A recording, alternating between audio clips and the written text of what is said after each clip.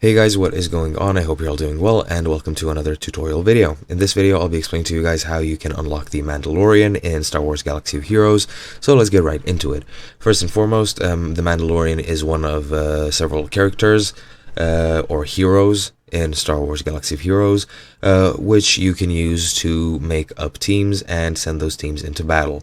Now, to actually unlock characters, it's the same process for each of them. If I go into my collection, in the collection below all the characters, you will see a bar with some numbers.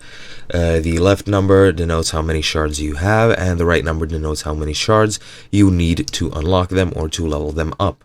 Now, the Mandalorian is unlocked in the very same way, and I'll now show you the methods that you can use to actually gain those shards. One of them is if you go into the standard battles, both light and dark side. If you complete a full stage, you will unlock the hard version of that stage, kind of like Super Meat Boy if you've ever played that. But yeah, once you unlock the hard versions, every map you clear on hard will give you a character shard for beating it. And if you beat them in 3 stars, you will get the option to multi-sim them and complete them automatically to speed up the process. You can also go into stores and buy data packs and data cards, which will give you character shards. The mega packs will give you a guaranteed character, so that could be a very fast way. However, that is a bit paid to win. Another way which you can use to earn shards is to do either cantina battles.